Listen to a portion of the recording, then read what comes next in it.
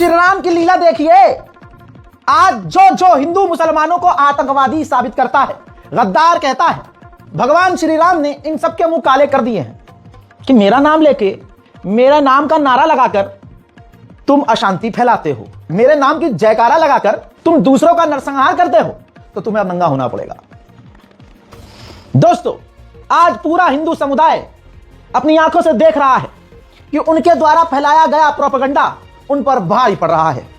ज्यादा देर नहीं लगाऊंगा दोस्तों, आपकी स्क्रीन पर यह रही पूरी रिपोर्ट। जो हिंदू समुदाय चीख चीख कर मुसलमानों को आतंकवादी कह रहा है, आज तमाम रिपोर्ट से खुलासा हो गया है कि हिंदुओं में ही सबसे ज्यादा गद्दार मिल रहे हैं, और ऑब्वियसली जब जिनकी आबादी ज्यादा होगी, गद्दार उन्हीं में ज्यादा पकड़े जाएंगे। हजरात सोचिए, भारतीय एयरफोर्स में रह चुका रिटायर्ड कर्मी जिसका नाम कुलेंद्र शर्मा है, असम की पुलिस ने इसे गिरफ्तार किया है। सोचिए, हमारी एयरफोर्स का यह कमांडर, पुलिस ने खुलासा किया है कि पाकिस्तान की खुफिया एजेंसी के लोगों के साथ यह संपर्क में था और हमारे डिफेंस की जानकारियां और डॉक्यूमेंट्स भेज चुका है। भाई साहब, आप सोच नहीं सकते, भारतीय एयरफोर्स का कोई व्यक्ति हो और वो भारत के डिफेंस की जानकारी अगर दुश्मन को दे दे तो हमारी हवाई ताकत तो फुस हो गई। यह भारत मां के साथ गद्दारी नहीं है। आज पूरा हिंदू समुदाय दोगलों की तरह खामोश हो जाएगा। कोई उठकर बोले तो सही कि हाँ भाई, गलती करी हमने, मुसलमान को गद्दार, ये वाला मीम इस्तेमाल करते हैं मुसलमानों के लिए, और असल में यही मीम उन्हीं के ऊपर फिट बैठ रहा है। आज हजरात, पिछले 1 साल के अंदर इतने हिंदू नामी गद्दार पकड़े गए हैं कि जिनकी कोई गिनती ही नहीं है। अनगिनत गद्दार पकड़े जा रहे हैं, लिस्ट बहुत लंबी है, लेकिन यह हाल की ही रिपोर्ट है। 2 दिन पहले यह भांडा फूटा है। मुझे बताइए, ये जितने भी भड़वागिरी कर रहे पत्रकार हैं, इनमें से कोई बोला? खासकर ये दलाल, ये सुशांत सिन्हा जो पाठशाला चलाता है, बारशाला में जाकर दारू पीकर, गांजा फूंककर ये मुसलमानों को गरियाता है। इस आतंकवादी के बाप दादा से कोई पूछे कि तुमने क्या खा के इसको पैदा किया था बे, कि ये सारा दिन मुंह और पिछवाड़े से सिर्फ जहर रखता है। अब इस सुअर से कोई पूछे कि तूने अपने घर की खबर क्यों नहीं चलाई, सवाल में ही तो जवाब है, क्योंकि इसके घर का मामला है ना। हिंदू समुदाय दिन रात चिंघाड़ रहा है कि मुसलमान गद्दार है जी, मुसलमान गद्दार है, ये आतंकवादी है। ऐसे में उन्हीं के घर का आतंकवादी निकल जाए तो फिर मुंह दिखाने लायक कहां रहेंगे। अब ये कौचियाए हुए हैं, बौखलाए हुए हैं, मुसलमानों का नरसंहार कर रहे हैं। हिंदू इतना बौखलाया हुआ है। अब आप ये देखिए कि सड़क पर मुसलमान तो नहीं मार किसी का, मुसलमान कहां कर रहा है मॉब लिंचिंग किसी की भाई, लेकिन गरीब मुसलमानों को हिंदुओं की भीड़ नशे में पकड़ती है, पेशाब के नशे में रहती है और नरसंहार शुरू कर दी, कत्लेआम नादन। यहां पर जो जेन्युइन पत्रकार हैं और यहां कुछ जो एक्टिविस्ट हैं, उनको ये खबर, अब इस पर कंट्रोल कैसे होगा, उनको ये तमाम जानकारी देनी चाहिए अरब के लोगों को, क्योंकि मोदी अरब के छाती से छाती जाकर मिलाते हैं। इतना बड़ा मुंह बाके हैं, खाली हंसते हैं। ओमान हमें फाइटर जेट दे रहा है, सऊदी अरब हमसे डील कर रहा है, यूएई हमारा पार्टनर है, अरब से हमारा ज्यादा संबंध है। तो अरब के हिजड़ों को कोई ये बताए कि यहां हिजड़े मुसलमानों पर ये जुल्म कर रहे हैं, और तुम कैसे हिजड़े हो कि तुम भारत सरकार के आगे सवाल ही नहीं उठा रहे हो। जब तक अरब देशों के सामने यह बात नहीं रखी जाएगी, यहां के हिजड़े मुसलमानों का कत्लेआम करते रहेंगे। हालांकि नरसिंहलंग सरस्वती के ऊपर अब अल जजीरा और दूसरे अरब के मीडिया ने रिपोर्ट करना शुरू कर दिया है। बस इसी तरह से आप लिखते रहिए, अरब के लोगों को टैग कीजिए, अरबी पत्रकारों को टैग कीजिएगा दोस्तों, जो एक्स पर लिखने वाले हैं। दोस्तों, बताना चाहूंगा, पहला नहीं है, भारत मां से गद्दारी करने वाले हिंदुओं में भरमार है। भाई, ये यूट्यूबर आपको याद होगी, ऑपरेशन सिंदूर के दौरान जिसकी गिरफ्तारी की गई, भाई ये यूट्यूबर इतनी खतरनाक जानकारी दे रही थी पाकिस्तान को कि आप सोच नहीं सकते। दोस्तों, इसका नाम है ज्योति मल्होत्रा। भाई साहब, कोर्ट के अंदर चार्जशीट हजारों पेज की दाखिल की है एटीएस ने, और बताया है कि ये जो मल्होत्रा है, ज्योति मल्होत्रा, ये पाकिस्तान की आईएसआई के तमाम एजेंट से जुड़ी हुई थी और भारत के सेंसिटिव इलाकों की और सेंसिटिव हथियारों की जानकारियां डॉक्यूमेंट मोड में ट्रांसफर कर चुकी है, और पाकिस्तान के बड़े बड़े अधिकारियों से इसके करीबी संबंध है, और भारत के खिलाफ यह तमाम जानकारी पाकिस्तान को दे रही थी। सबूत पेश किए हैं भाई साहब, लेकिन हिंदू समुदाय ये अपने घर की बातों पर पर्दा डाल के मुसलमानों को गरियाता है। शर्म तुमको फिर भी नहीं आती। रोज प्रभु श्री राम इनको आईना दिखा रहे हैं कि धर्म के नाम पर अत्याचार मत करो, या आईना देखो तुम क्या हो। डीआरडीओ जो हमारे मुल्क के लिए, हमारी भारत मां के लिए हथियार बनाती है, यह कंपनी सरकारी है और भारत के तगड़े हथियार बनाती है।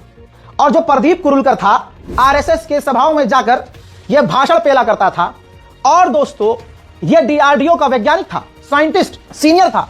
यह कई अहम प्रोजेक्ट में शामिल था, जिसमें ब्रह्मोस मिसाइल प्रोजेक्ट है, मोहतरम हजरात, बताना चाहूंगा मेरे प्यारे भारतवासियों, मेरे प्यारे भारत मां के सुपूतों, इस व्यक्ति ने ब्रह्मोस मिसाइल की जानकारी तक पाकिस्तान को दे दी। सिर्फ यही नहीं, और जो हमारे प्रोजेक्ट्स हथियारों के चल रहे थे, जो हमारे पास खतरनाक हथियार थे और हैं, उनकी तमाम जानकारी इसने पाकिस्तान को दे दी।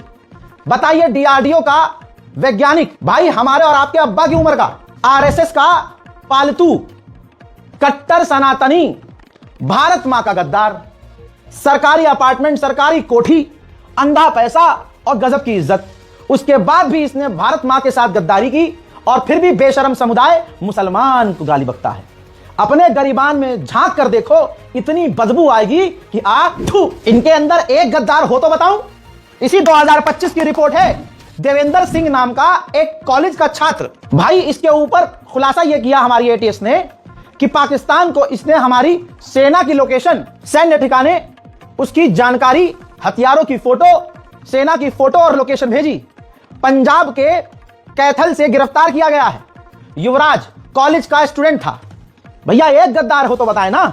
इसके बाद भाई साहब प्रकाश सिंह उर्फ बादल, श्री गंगानगर राजस्थान के पास बॉर्डर के करीब रहता था। पाकिस्तान और भारत की सीमा के पास जो भारत के सैन्य ठिकाने हैं, जो हमारी फौज के टुकड़ियां वहां तैनात होती हैं, ये उसकी वीडियोस और फोटोज पाकिस्तान की आईएसआई को भेजता था। कौन निकला? हिंदू गद्दार निकला।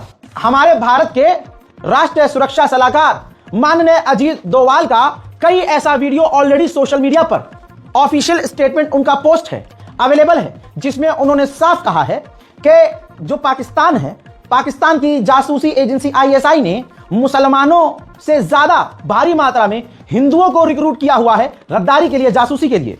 यकीन नहीं आ रहा तो तुम्हारा बाप वो सबूत लेके आया है। And let me tell you one small thing. Now that I have been exposed as a man who is the same, the number of persons that ISI has recruited for intelligence task in India, there have been more Hindus than Muslims. If see all the number of cases from 1947 which have been the same under the official secret charge to the counter-espionage cases, I think people in media must be the same that all these cases which come, more than 4,000 cases, probably not even 20%. So it's a very wrong concept. We will carry सुन लिया, जहां हिंदू समुदाय दिन रात मुसलमानों को गालियां बक रहा है, मुसलमानों का नरसंहार कर रहा है, या नरसंहार देखकर खुश हो रहा है, या पीछे से तालियां बजा रहा है। मुंह से एक्टिंग कराने में बड़ा गलत हुआ यार, ऐसा तो नहीं होना चाहिए, लेकिन पीछे से तालियां बजा रहा है। हजरात, उनके लिए अजीत डोवाल के इस वीडियो का एक और अहम हिस्सा है जो भाजपा के मुंह में मूतता है, जो मदरसों को, मस्जिदों को आतंकवाद का अड्डा बता रहे हैं। अजीत डोवाल ने कहा है पहले ही कि कोई हिंदू संगठन ऐसा नहीं सामने आया जिन्होंने मुसलमानों की तरह आतंकवाद के खिलाफ आवाज उठाई हो। खुदा की कसम सबूत लेके आया हूं, अंधभक्तों का बाप हूं तो सबूत के साथ बोल रहा हूं। ध्यान दीजिए, पहले बात सुनिए फिर वीडियो देखिएगा। अजीत डोवाल ने, हमारे राष्ट्रीय सुरक्षा सलाहकार ने कहा है कि रामलीला मैदान में मुसलमान इकट्ठा हुए थे। ये सिर्फ मुसलमान थे, मौलवी लोग थे जो अपने मुल्क के लिए खड़े हुए और उन्होंने फतवा जारी किया आतंकवाद के खिलाफ। मुझे बताओ कौन सा हिंदू संगठन है जिन्होंने मुसलमानों की तरह? ये अजीत डोवाल के बोल हैं। हिंदू संगठनों के मुंह पर ये झापड़ पर झापड़ है। देखो, not have any Muslim population or a Hindu population. When it comes to a war against terror, it is an attack on it. So the first thing that one should be listening is that we should stop thinking in common lines. Are with us in fight against terror much more than any Hindu organization. You tell me any Hindu organization which has issued a fatwa or a diktat or anything against terrorism. It is on the Ramlila ground with 50,000 Maulanas who passed a fatwa against international terrorism and terrorism in 2012 and said that we are going to oppose it. They have offered total help, and it is. They wanted some Hindu organizations also to come on the same platform. They said it will endanger them. It is the violent, coercive, vocal minority which sometimes is misunderstood as the voice of Islam. The voice of Islam is not for criminality. The voice of Islam is not for killing the innocent. And the majority of the Indian Islam is totally in support of it. We had global recruitment when there was this thing against the Soviet.